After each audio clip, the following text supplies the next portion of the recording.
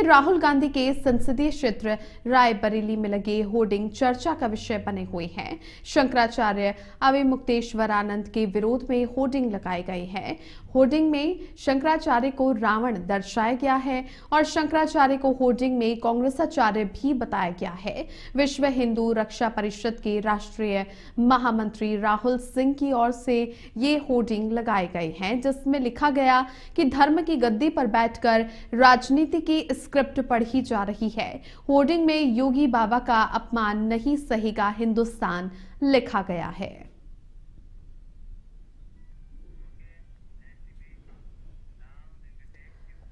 और इधर मथुरा में दबंगों के द्वारा दिन दहाड़े मारपीट और पथराव की घटना सामने आई, जिसका वीडियो सोशल मीडिया पर तेजी से वायरल हो रहा है।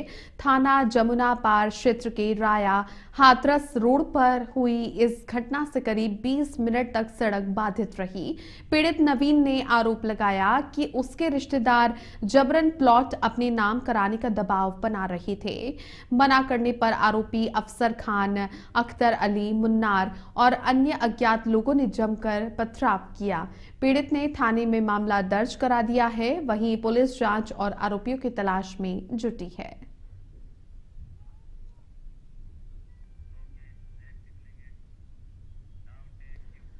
और इधर पीलीभीत में स्कूटी सवार को कार ने भीषण टक्कर मार दी, जिसके बाद में स्कूटी सवार फुटबॉल की तरह हवा में उछल गया। भीड़ से घिरता हुआ देख कार चालक मौके से फरार हो गया। हादसे में स्कूटी सवार महिला समेत 4 लोग गंभीर रूप से घायल हो गए, जिन्हें उपचार के लिए अस्पताल में भर्ती करवा दिया गया। हादसे का वीडियो भी सामने आया है। मामला पीलीभीत के थाना बरखेड़ा चौराहे का बताया जा रहा है।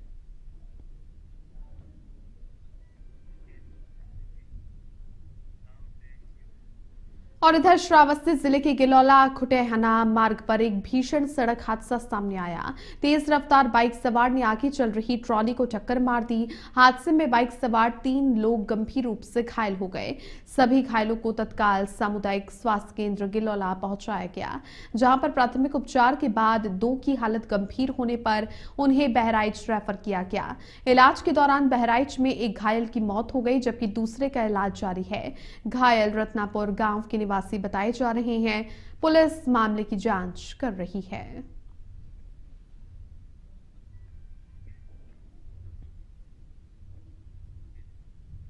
तो गिलौला थाना क्षेत्र में ये हादसा हुआ है और इस मामले की जांच पड़ताल में पुलिस जुट गई है। तो आप जिस प्रकार से तस्वीरों में देख सकते हैं, श्रावस्ती जिले के गिलौला खुटेहना मार्ग पर ये हादसा हुआ। तेज रफ्तार बाइक सवार ने आगे चल रही ट्रॉली को टक्कर मार दी थी, जिसके बाद इस हादसे में बाइक सवार 3 लोग गंभीर रूप से घायल हो जाते हैं और इन सभी घायलों को तत्काल ही सामुदायिक स्वास्थ्य केंद्र गिलौला पहुंचाया गया। प्राथमिक उपचार किया गया घायलों का, जिसके बाद में 2 की हालत गंभीर बताई जा रही है। इसके बाद उन्हें बहराइच रेफर कर दिया गया है। इलाज के दौरान बहराइच में एक घायल व्यक्ति की मौत हो गई है, जबकि दूसरे घायल व्यक्ति का इलाज जारी है। घायल रत्नापुर गांव के रहने वाले बताए जा रहे हैं। अब इस पूरे मामले की जांच पड़ताल पुलिस कर रही है।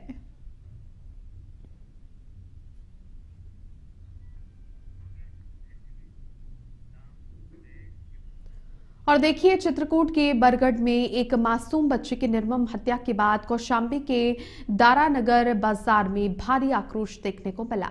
घटना के विरोध में राष्ट्रीय जन उद्योग व्यापार संगठन के दारानगर अध्यक्ष शिवशंकर केसरवानी के नेतृत्व में व्यापारियों और स्थानीय नागरिकों ने कैंडल मार्च निकाला। सभी ने मृतक बच्चे को श्रद्धांजलि देते हुए 2 मिनट का मौन रखा। व्यापारियों ने दोषियों पर सख्त कार्रवाई, बुलडोजर एक्शन और फांसी की सजा की मांग की। कैंडल मार्च शांतिपूर्ण ढंग से प्रमुख मार्गों से निकाला गया। लोगों ने प्रशासन से कानून व्यवस्था और मासूमों की सुरक्षा को लेकर कठोर कदम उठाने की मांग की।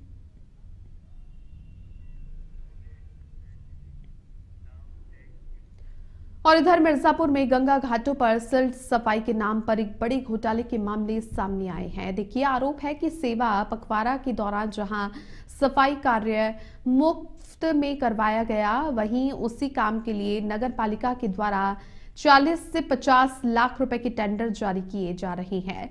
ठेकेदारों से मिली भगत करके ओवर एस्टिमेट टेंडरों के जरिए सरकारी धन के दुरुपयोग का आरोप लगाया गया है।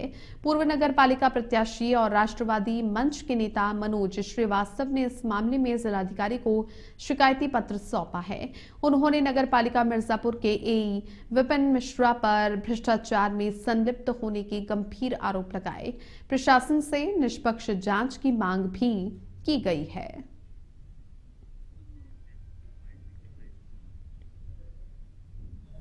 गंगा घाट की सफाई के नाम पर मुझे लगता है कि 40-50 लाख रुपए डकार लिए गए।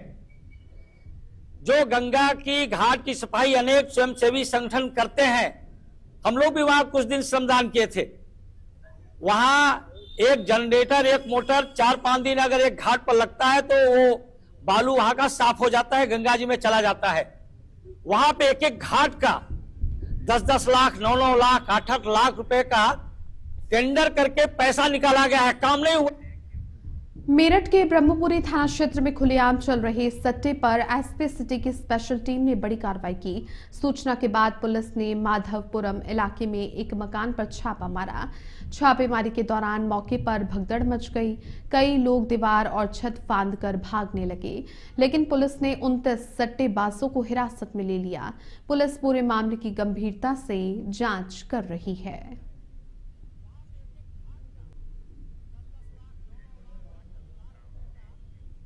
वहीं बस्ती में अवैध कोडीन सिरप के कारोबार पर पुलिस ने बड़ी कार्रवाई की। एसपी अभिनंदन के निर्देश पर कोतवाली पुलिस ने लंबे समय से फरार चल रहे मास्टरमाइंड पंकज कुमार को गिरफ्तार किया। आरोपी को हडिया चौराहे के पास से धर दबोचा। पंकज कुमार गणपति फार्मा का मुख्य संचालक था और उस पर कोडीन युक्त सिरप की अवैध बिक्री का आरोप है। इस मामले में औषधि विभाग की ओर से 8 दिसंबर को मुकदमा दर्ज करवाया गया था। एडिशनल एसपी श्यामकांत ने प्रेस वार्ता में बताया कि आरोपी के नेटवर्क और मिलीभगत की भी जांच की जा रही है।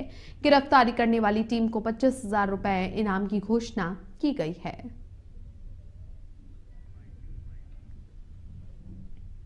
देखिए, आज दिनांक 29 तारीख को जनपद बस्ती की थाना कोतवाली पुलिस टीम द्वारा कोडीन सिरप की अवैध बिक्री करने वाले अभियुक्त को हिरासत में लिया है। आपको बता दें कि 8 दिसंबर को औषधि विभाग की तरफ से एक मुकदमा पंजीकृत किया गया था। इसका क्राइम नंबर 466/25 था, जो सुसंगत धाराओं में लिखा गया था। दौरान investigation electronic details, financial details, पारिस्थितिकी जन्य साक्ष्य और विभिन्न स्टेटमेंट्स के आधार पर जो गणपति फार्मा गांधीनगर जनपद बस्ती में संचालित हो रही थी, जिसका संचालक पंकज कुमार, इसकी आज अरेस्टिंग की गई है। तो और इधर मेरठ के सरधना थाना क्षेत्र के गांव नवाबगढ़ी में जमीनी विवाद को लेकर 2 पक्षों के बीच जबरदस्त घमासान हो गया। इस दौरान फावड़े से हमले का वीडियो सोशल मीडिया पर वायरल हो रहा है। पीड़ित पक्ष ने आरोप लगाया कि विवाद के दौरान उन पर गोली भी चलाई गई। घटना में एक युवक गंभीर रूप से घायल हो गया, जिसे इलाज के लिए अस्पताल में भर्ती करवाया गया है। घायल युवक की तहरीर पर पुलिस ने मुकदमा दर्ज कर लिया है। थाना पुलिस ने त्वरित कार्रवाई करते हुए 2 आरोपियों को गिरफ्तार किया है।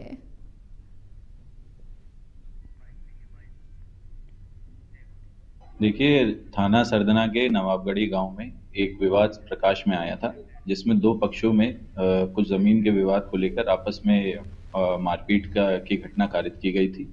इसमें एक पक्ष, जिसका नाम मोइन है, उसके हाथ में एक प्रतीत होता फायर वुंड शॉट है, जिसको अस्पताल। बढ़ते हैं। रायबरेली में उत्तर प्रदेश के बार काउंसिलिंग चुनाव को लेकर सरगर्मियां तेज हो गई हैं। इस क्रम में सुभाष चंद्र बोस फाउंडेशन की ओर से एक प्रेस कॉन्फ्रेंस आयोजित की गई। प्रेस वार्ता के दौरान फाउंडेशन ने रायबरेली के वरिष्ठ अधिवक्ता यशपाल सिंह को उत्तर प्रदेश बार काउंसिलिंग चुनाव में समर्थन देने और उन्हें विजयी बनाने की अपील की। इसी मौके पर रायबरेली सेंट्रल बार एसोसिएशन के अध्यक्ष राकेश तिवारी, महामंत्री योगेंद्र दीक्षित सहित कई वरिष्ठ अधिवक्ता मौजूद रहे। कार्यक्रम में सेंट्रल बार के पूर्व अध्यक्ष, महामंत्री और वरिष्ठ अधिवक्ता अरविंद श्रीवास्तव ने भी अपने विचार रखे। बार काउंसिलिंग चुनाव को लेकर अधिवक्ताओं में उत्साह और चर्चा का माहौल बना हुआ है।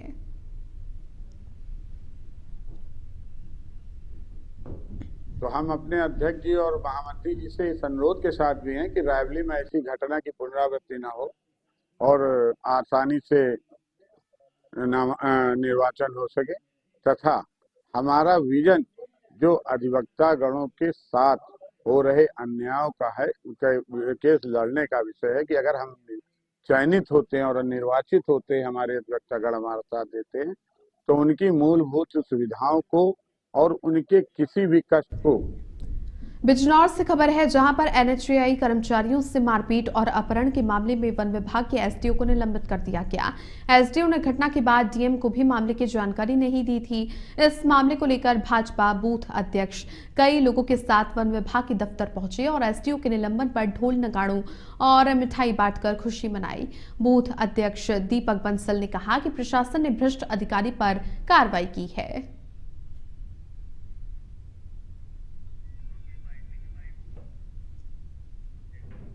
क्या मामला आज ढोल बजा रहे हैं? आज आई ढोल बजा रहे हैं, इसकी खुशी मना रहे हैं कि एक भ्रष्टाचारी अधिकारी को निलंबित कर दिया सरकार ने।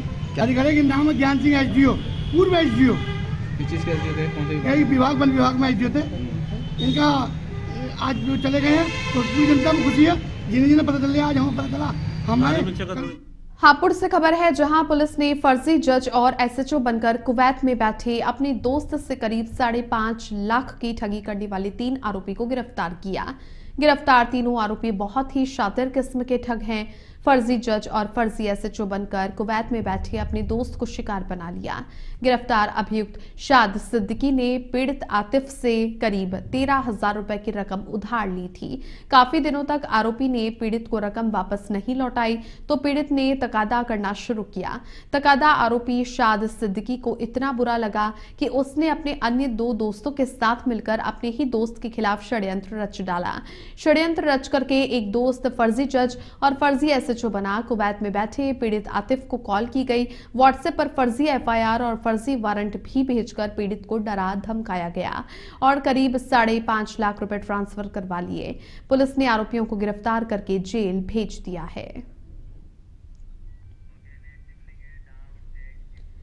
एम्स रायबरेली में कल देश भर के तंबाकू निषेध से जुड़े हुए एक्सपर्ट शामिल होंगे। टाटा मेमोरियल, चंडीगढ़ पीजीआई समेत अन्य बड़े संस्थानों के अंकोलॉजिस्ट मौजूद रहेंगे। 3 दिवसीय राष्ट्रीय तंबाकू या फिर स्वास्थ्य विषय पर कॉन्फ्रेंस आयोजित होगी।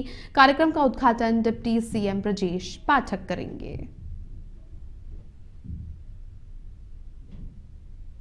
जो आज प्रेस कॉन्फ्रेंस की गई है, उसका मुख्य उद्देश्य आने वाले 3 दिनों में जो नेशनल कॉन्फ्रेंस ऑन टोबैको और हेल्थ होने वाला है, इसी के बारे में आपको बतलाना है, आपको अवगत कराना है। इस कॉन्फ्रेंस की शुरुआत कल सुबह 9 बजे से होगी, जिसमें कि देश के विभिन्न राज्यों से लगभग 300 प्रतिभागी प्रतिभाग कर रहे हैं और ये सभी प्रतिभागी विभिन्न राज्यों के स्टेट नोडल ऑफिसर्स हैं, जो कि टोबैको पे अपने अपने राज्यों में काम करते हैं। इसके अतिरिक्त साइंटिस्ट जो कि टोबैको पे काम करते हैं, वो भी इसमें प्रतिभाग कर रहे हैं। नेशनल टोबैको टेस्टिंग लेबोरेटरी है, इनके वैज्ञानिक इसमें आ रहे हैं एवं विभिन्न मेडिकल कॉलेजों से